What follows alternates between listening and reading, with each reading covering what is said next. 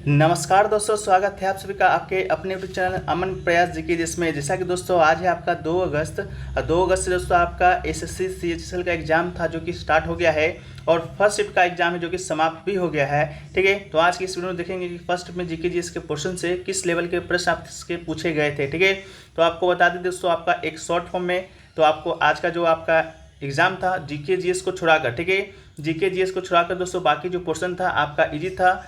आपका 20 से 22 प्रश्न सभी सेक्शन से करने लायक थे। ठीक है, बाकी जीके जीएस के पोर्शन आपका पहले की तरह ही थोड़ा सा मॉडरेट बताया जा रहा है। बाकी विस्तार से भी चर्चा करेंगे हम लोग वीडियो के अंत में। और वीडियो को स्टार्ट करते हैं बिना किसी देरी के 100% रियल क्वेश्चन के साथ पीडीएफ टेलीग्राम पे मिल जाएगा, लिंक डिस्क्रिप्शन में दिया गया है। अगर टेलीग्राम पे ना मिले तो आप लोग को क्या करना है, व्हाट्सअप नंबर पे मैसेज कर देना है अपना शिफ्ट और डेट लिखकर। ठीक है, अपना शिफ्ट और डेट लिखकर व्हाट्सअप नंबर मैसेज कीजिएगा 9973741666। ठीक है, चलिए पहला देखिए क्वेश्चन जो पूछा गया था आपका कि पंडित शिव कुमार वर्मा है जो कि किस वाद्य यंत्र से संबंधित है। ठीक है, यानी कि Pandit Shiv Kumar Varma is associated with the which musical instrument. ठीक है, इसका जो राइट आंसर था दोस्तों आपका वो था आपका संतूर। ठीक है, ये प्रश्न आपका बहुत बार पहले भी रिपीट हो चुका था। अभी हाल में एसएससी सीजीएल का एग्जाम हुआ था उसमें भी ये प्रश्न आपका आ चुका था कि पंडित शिव कुमार वर्मा किस वाद्य से संबंधित है, तो संतूर से संबंधित है। ठीक है, इनका जन्म की बात करेंगे तो 13 जनवरी 1938 को जम्मू कश्मीर भारत में हुआ था। इस बात को भी याद रखिएगा। ठीक है, इसके साथ ही साथ अगर आपसे घराना पूछ दिया जाए तो उनको घराना भी याद रखिएगा। बनारस घराने के पंडित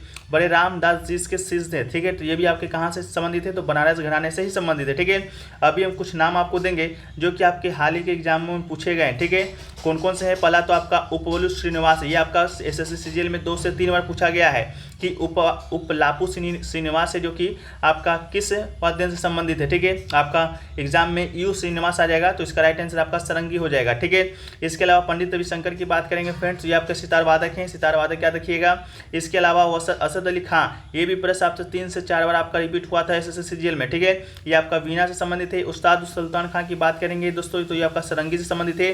अगर उस्ताद जाकिर हुसैन ये इनका बात करेंगे तो आपका तबला से, और हरिप्रसाद चौरसिया दोस्तों बांसुरी वादक है। ठीक है, इतना नाम अभी तक आप याद रख लीजिए। इन्हीं में से आपका एक प्रश्न आपको फर्स्ट शिफ्ट में देखने को मिलेगा। बाकी हम लोग भी और भी चर्चा करेंगे जैसे जैसे प्रश्न बनते जाएंगे। ठीक है, चलिए नेक्स्ट प्रश्न की बात करें तो पूछा गया था बंधन बैंक का हेड क्वार्टर कहाँ स्थित है। ठीक है, लिखा हुआ था where is the headquarter of the Bandhan bank located. ठीक है, तो इसका जो राइट आंसर था वो दोस्तों आपका कोलकाता था। कोलकाता पश्चिम बंगाल इसका राइट आंसर हो जाएगा। बंधन बैंक भारत की एक बैंकिंग एवं वित्तीय सेवा कंपनी है जिसका मुख्यालय कोलकाता में है। और स्थापना की बात करेंगे तो स्थापना दोस्तों 23 अगस्त 2015 को हुआ था। ठीक है, स्थापना भी याद रख लीजिएगा, इसे पूछा तो नहीं जाता है फिर भी 23 अगस्त 2015 को दोस्तों आपका इसका स्थापना हुआ था। इसके अलावा कुछ और पब्लिक सेक्टर बैंक को देखें और उसके हेड क्वार्टर को देखें तो देखिए मुंबई में जो बैंक दोस्तों आप मुंबई में जिसका हेड क्वार्टर स्थित है, एक तो मुंबई में दोस्तों आपका एसबीआई का हेड क्वार्टर है, बैंक ऑफ बड़ौदा का हेडक्वार्टर है, सेंट्रल बैंक ऑफ इंडिया का हेडक्वार्टर है। इसके अलावा यूनियन बैंक, आइडिया बैंक और आपका देना बैंक। ठीक है, हालांकि देना बैंक और विजय बैंक दोनों का मर्ज हो चुका है। ठीक है, तो मुंबई में दोस्तों आपका इन सभी बैंकों का हेडक्वार्टर है। इसके अलावा न्यू दिल्ली में बात करेंगे तो Punjab national bank, Punjab and Sindh bank, BMB और ओरिएंटल बैंक ऑफ कॉमर्स, ये सभी आपका न्यू दिल्ली में है इसका हेडक्वार्टर। कोलकाता में यूको बैंक हो गया। इसके अलावा इलाहाबाद बैंक जो कि दोस्तों मर्ज होकर आपका इंडियन बैंक हो गया है अब। ठीक है, इसको भी याद रखिएगा। तो ये सभी का क्वार्टर दोस्तों आपका कहाँ है, तो कोलकाता में है। इसके अलावा बंधन बैंक का भी हेडक्वार्टर कहाँ स्थित है, तो दोस्तों आपका कोलकाता में ही स्थित है। ठीक है, चलिए नेक्स्ट क्वेश्चन की बात करते हैं। तो नेक्स्ट क्वेश्चन देखिए पूछा गया बहुत ही इजी प्रश्न, बार बार रिपीटेड प्रश्न था ये भी कि रुक्मणी अनुले देवी को 1956 में कौन सा पद्म पुरस्कार दिया गया था। हालांकि आपका पद्म पुरस्कार भी क्वेश्चन में आपका क्या था, सम्मिलित था। ठीक है, तो which award was given to Rukmini Arundale Devi in 1956। ठीक है, तो 1956 में दोस्तों इन्हें कला के क्षेत्र में, ठीक है, कला के क्षेत्र में पद्म भूषण दिया गया था। ठीक है, तो इसको याद रखिएगा, पद्म भूषण दिया गया था। तो ये दोस्तों आपका राइट आंसर हो जाएगा। ठीक है, इसके अलावा बात करेंगे रुक्मणी देवी अनुले का, तो ये दोस्तों आपके बता दें कि राज्यसभा के सदस्य के रूप में नामांकित होने वाली पहली महिला है। ठीक है, अगर आपसे ये भी पूछ दिया जाए कि राज्यसभा सदस्य के रूप में नामांकित होने वाली पहली महिला कौन सी है, तो आपका रुक्मणी देवी अनुले हो जाएगा। ये किस वर्ष हुई थी, तो 1952 में दोस्तों आपका हुई थी। ठीक है, इसके अलावा ये किस शास्त्रीय नृत्य से जुड़ी हुई है, तो ये दोस्तों आपका भारतीय कला के भरतनाट्यम से जुड़ी हुई है। किस शास्त्रीय नृत्य से, भरतनाट्यम से।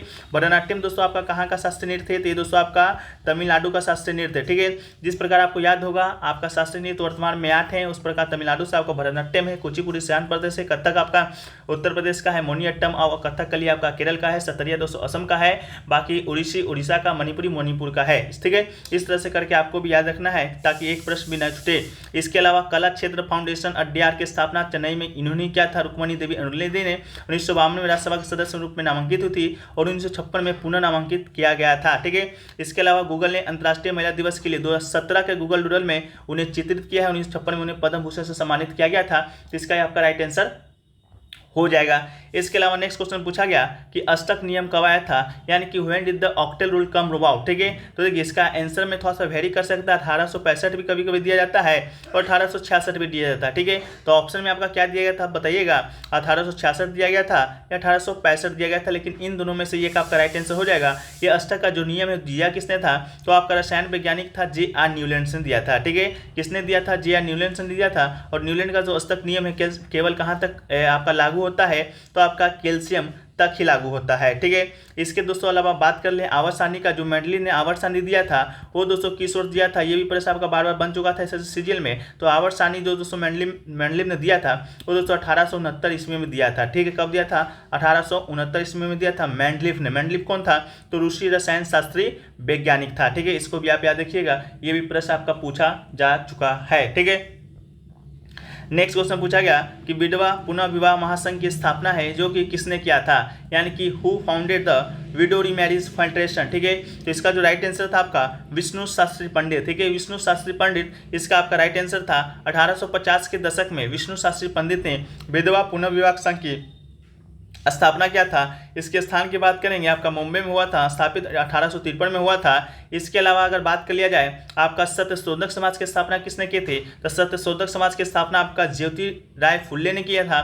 कब किया था 24 सितंबर 1873 को। इसके अलावा आत्मीय सभा की बात करेंगे तो दोस्तों राजा राम मोहन राय आत्मीय सभा के अलावा ब्रह्म समाज की स्थापना भी इन्होंने किया था। अगर आर्य समाज आपसे पूछ दिया जाए आर्य समाज की स्थापना किसने किया था, तो ये आपका दयानंद सरस्वती ने किया था। ठीक है, इस तरह करके आपको सभी आपके जो समाज हैं उसको याद रखने की जरूरत है। ठीक है, नेक्स्ट क्वेश्चन पूछा गया कि भारतीय संविधान का जो अनुच्छेद 23 है वो आपका किससे संबंधित है, यानी कि article 223 of the Indian constitution is related to. ठीक है, तो आर्टिकल जो 23 है दोस्तों आपका मानव तस्करी एवं बलात्कार श्रम का निषेध करता है और उसी से संबंधित आपका यह अनुच्छेद है, तो आपका राइट आंसर हो जाएगा।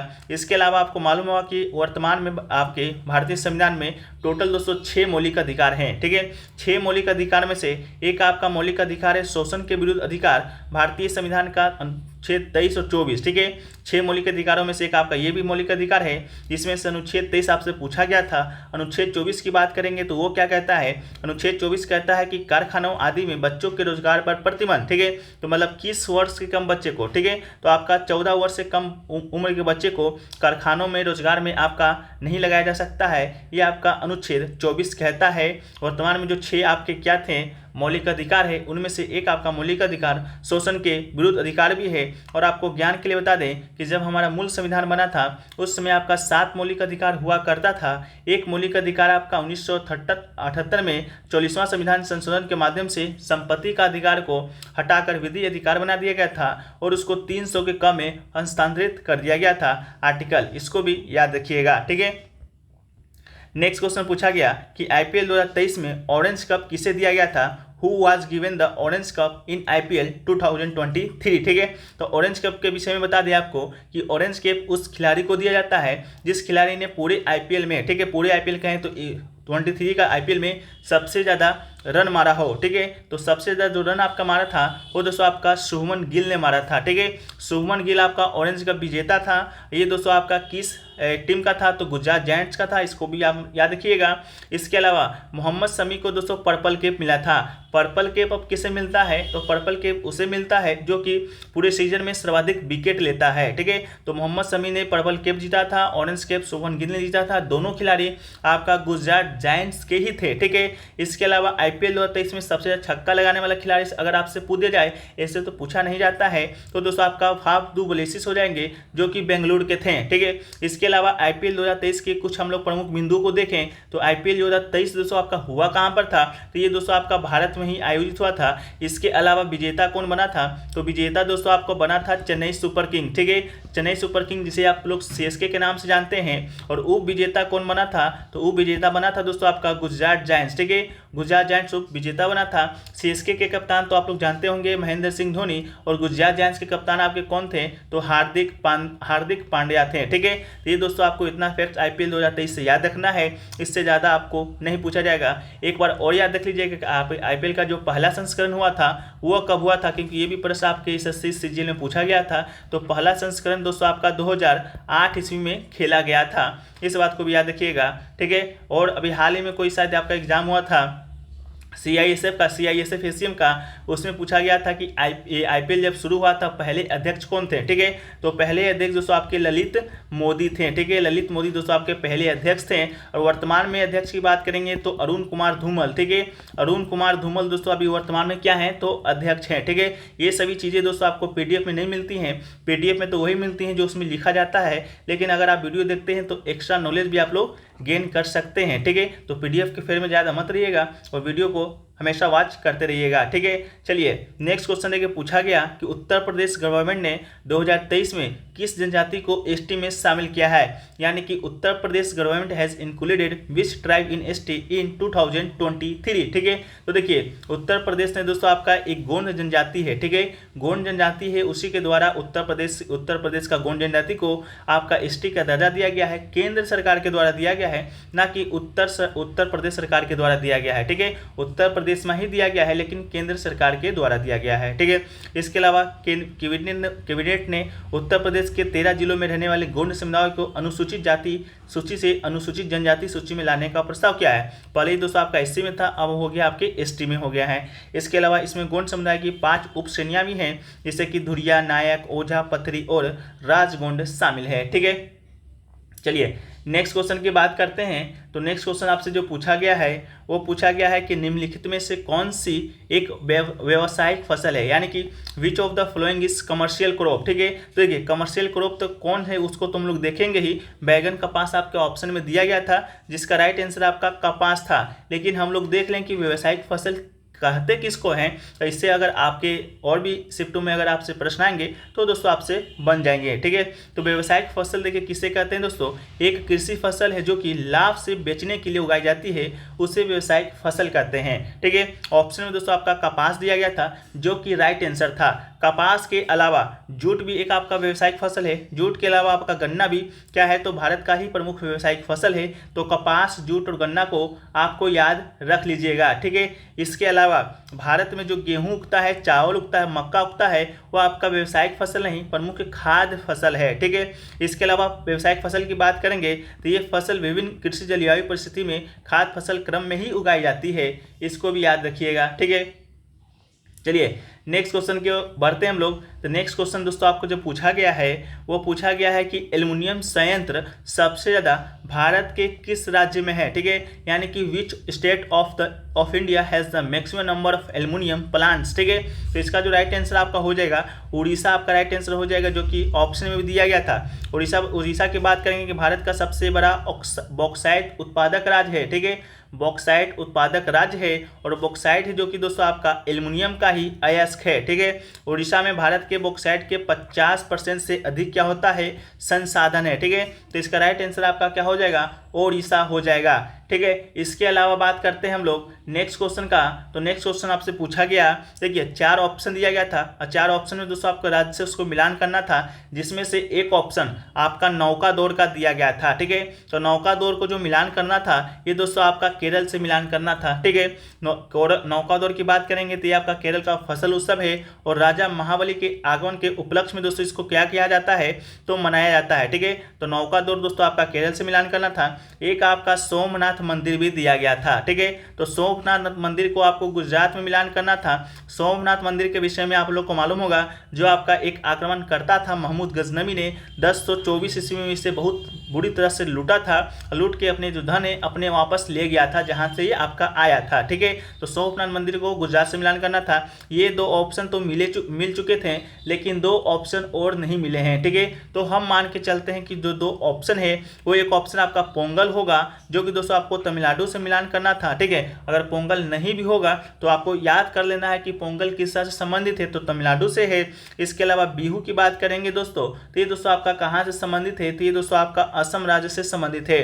बिहू की बात करेंगे तो एक साल में 3 बार मनाया जाता है। ये भी दोस्तों आपका एसएससी सीजी में पूछा गया था। काटी बिहू, माघ बिहू, इस प्रकार करके एक साल में 3 बार मनाया जाने वाला जो पर्व है असम का, वो दोस्तों आपका बिहू ही है। इसके अलावा अगर आपसे पूछ दिया जाए कि असम का शास्त्रीय नृत्य कौन सा है, तो अभी आपको बताए थे सतरिया। ठीक है, सतरिया असम का शास्त्रीय नृत्य है और सतरिया नृत्य के जो संस्थापक हैं श्रीमंत शंकर देव हैं। ठीक है, कौन है, तो श्रीमंत शंकर देव जी असम सतरिया नृत्य के संस्थापक है। इसके अलावा भरतनाट्यम से बात कर लेंगे तो भरतनाट्यम दोस्तों आपका भरतनाट्यम तमिलनाडु भरतनाट्यम कहाँ का है, तो ये दोस्तों आपका तमिलनाडु का है। और भरतनाट्यम की बात करेंगे तो सबसे पुराना आपका शास्त्रीय नृत्य भरतनाट्यम ही है। इसके अलावा यहाँ पर एक शब्द आया है केरल राज्य, तो यहाँ से दोस्तों अभी आपको बताए थे कथकली और मोहिनीअट्टम। ठीक है, कथकली और मोहिनीअट्टम दो शास्त्रीय नृत्य दोस्तों आपका यहाँ का है। तो 1, 2, 3, 4 तो अभी हम लोग डिस्कस कर लिए हैं, बाकी ऊपर भी हम लोग किए थे, तो इसको याद कर लीजिएगा। बहुत मोस्ट इंपॉर्टेंट पॉइंट्स दोस्तों आपका है। नेक्स्ट क्वेश्चन पूछा गया कि बेरी बेरी जो रोग होता है किसकी कमी से होता है। Beriberi disease is caused by which vitamin, शायद आपसे पूछा गया हो, तो विटामिन दोस्तों आपका विटामिन बी हो जाएगा। ठीक है, विटामिन जो बी होता है उससे कमी से बेरी बेरी रोग होता है। बेरी बेरी रोग आपका विश्व में 2 प्रकार से होता है, एक आपका गीला, दूसरा आपका सूखा। ठीक है, इसके अलावा अगर आपसे पूछ दिया जाए आयरन की कमी से कौन सा रोग होता है, तो ये दोस्तों आपका आयरन कमी से होता है। आयोडीन की कमी से अगर आपसे पूछ दिया जाए तो थायराइड दोस्तों आपका आयोडीन की कमी से होता है। थायराइड इजाफा, गोइटर, प्रजनन दर में कमी, शिशु मृत्यु दर में वृद्धि, मानसिक मंदता, ये सभी आपका आयोडीन की कमी से होता है। इसके अलावा अगर आपसे पूछ दिया जाए विटामिन ए की कमी से क्या होता है, तो वारंधता आपका विटामिन ए की कमी से होता है, या जीरोफ्थेल्मिया भी कहते हैं इसको। विटामिन बी की कमी से बेरी बेरी, विटामिन B12 की कमी से पेलार्गा या 4D सिंड्रोम, विटामिन B3 कमी से त्वचा का स्ट्रोथ होना, मानसिक रूप से मद होना। ये दोस्तों आपका vitamin B5, vitamin B6, vitamin B11 इस सब से नहीं पूछा जाएगा। आपसे पूछा जाएगा विटामिन सी की कमी से, तो स्कर्वी और मसूरों का सूजन आपके विटामिन सी की कमी से। विटामिन डी की कमी से रिकेटस नामक रोग होता है। विटामिन ई की कमी से कम प्रजनन क्षमता होता है। और विटामिन के की कमी से रक्त का थक्का ना जमना होता है। बाकी रासायनिक नाम को भी आप लोग एक नज़र देख लीजिएगा, ऐसे तो कम पूछा जाता है, लेकिन हो सके आपका इस बार क्या है वैकेंसी कम है तो कट ऑफ को बढ़ाने के लिए पूछा भी जा सकता है। एक बार आप लोग इसे एक नज़र देख लीजिएगा। नेक्स्ट क्वेश्चन अगर आपसे ये पूछा गया है, देखिए ये क्वेश्चन आपका कंफर्म नहीं है कि कोणार्क का सूर्य मंदिर आपसे पूछा गया था या नहीं पूछा गया था, लेकिन स्टूडेंट को द्वारा ही बताया गया है। तो कोणार्क का सूर्य मंदिर किस वंश के राजा ने बनवाया था, अगर ये आपसे पूछा गया हो तो 13वीं सदी में गंग वंश के राजा नरसिंह देव प्रथम के द्वारा ये आपका बनाया गया था। ठीक है, बनवाया गया था। इसके अलावा कोणार्क दोस्तों पड़ता कहाँ है, तो अभी आपको बताए थे उड़ीसा। ठीक है, उड़ीसा में दोस्तों आपका कोणार्क जो मंदिर स्थित है। इसके अलावा नेक्स्ट क्वेश्चन देखिए पूछा गया कि उष्णकटिबंधीय क्षेत्र 40 डिग्री और किसके बीच होता है। ठीक है, अगर इस तरह का कोई प्रश्न आपसे पूछा गया हो कि उष्णकटिबंधीय क्षेत्र 40 डिग्री और किसके बीच होता है, तो इसका जो राइट आंसर आपका हो जाएगा 770। ठीक है, 770 ऑप्शन में दिया गया था। ये दोस्तों आपका क्या हो जाएगा, राइट आंसर हो जाएगा। ठीक है, तो दोस्तों अभी तक है जो कि इतना ही, ठीक है, इतना ही प्रश्न अभी तक मिले हैं। बाकी और प्रश्न मिलेंगे उसको हम लोग पीडीएफ में दे देंगे, जैसा कि आपको पहले भी देते आए हैं। पीडीएफ आपको टेलीग्राम पे मिलेगा, तो टेलीग्राम का लिंक डिस्क्रिप्शन में आपको दिया रहेगा, आप लोग जाकर वहाँ से जरूर ज्वाइन हो जाइएगा। ठीक है, बाद बाकी दोस्तों हम लोग डिस्कस कर लेते हैं बारी बारी सेक्शन से कि आपके किस लेवल के प्रश्न आपसे पूछे गए थे। तो मैंने जितने आपके स्टूडेंट से बात किया है उनका कहना था कि जीके जीएस का जो पोर्शन है वो दोस्तों आपका मॉडरेट लेवल का आया था और 15 से 17 क्वेश्चन आपके जीके जीएस के बनने लायक थे। बाकी आप लोग देख लीजिएगा कितने क्वेश्चन बनने लायक थे, कमेंट सेक्शन में जरूर बताइएगा। इसके अलावा मैथ मैथ और रीजनिंग का जो पोर्शन आपका स्टूडेंट बता रहा था, मैथ और रीजनिंग का जो पोर्शन था वो दोस्तों आपका ईजी आया था और 22 से 23 प्रश्न कह रहे थे स्टूडेंट कि हूबहू आपके बनने वाले थे। और ज़्यादातर जो क्वेश्चन है दोस्तों आपका प्रीवियस ईयर के शिफ्टों के आधारित ही पूछा गया था। इसके अलावा दोस्तों बात कर लेते हैं हम लोग रीजनिंग का, तो रीजनिंग का इंग्लिश का पोर्शन दोस्तों आपका प्रीवियस क्वेश्चन से ज़्यादा देखने को मिला था, जैसा कि वोकैब वगैरह हो गया, बाकी PQRS ये सब हो गया दोस्तों आपका पिछले जो प्रीवियस ईयर शिफ्ट था उससे ही देखने को ज़्यादा आपको मिला था। ठीक है, तो ये दोस्तों आपका चारों सेक्शन का आपका लेवल था कि आपको किस प्रकार के जो लेवल है आपको पूछे गए हैं। ठीक है, इसके अलावा और भी प्रश्न जैसे जैसे हमको मिलेंगे, बाकी के जो अपडेट होंगी उसको हम लोग PDF में शामिल कर देंगे। PDF टेलीग्राम पे मिल जाएगा, लिंक डिस्क्रिप्शन में दिया गया है, तो आप लोग जाकर वहाँ ज्वाइन हो जाइएगा। टेलीग्राम पर अगर आप आते हैं तो आज के शिफ्टों पर मेमोरी बेस्ड का क्यूज भी कराया जाएगा, तो आप लोग जाइए वहाँ से जुड़ जाइए और लाभ है जो कि आप लेते रहिएगा। ठीक है फ्रेंड्स, हम लोग मिलते हैं नेक्स्ट शिफ्ट के वीडियो में। जब तक के लिए जय हिंद, जय भारत, वंदे मातरम, भारत माता की जय। ठीक है।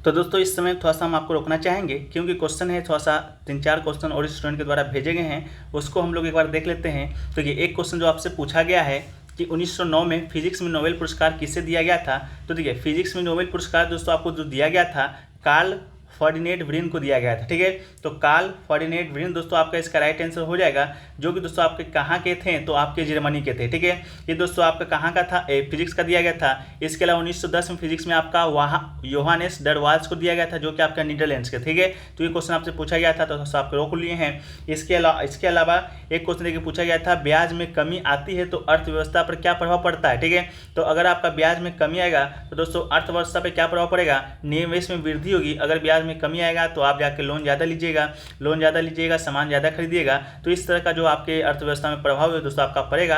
आपके ऑप्शन में क्या दिया गया था आप लोग जरूर बताइएगा। एक क्वेश्चन देखिए पूछा गया कि दक्षिण के मंदिर में आंगन में शिला का जो स्तंभ बना होता है उसे क्या कहते हैं। ठीक है, तो इसका प्रश्न अभी तक मिल नहीं पाया है सर, आप लोग जानते हैं तो कॉमेंट सेक्शन में जरूर बता दीजिएगा।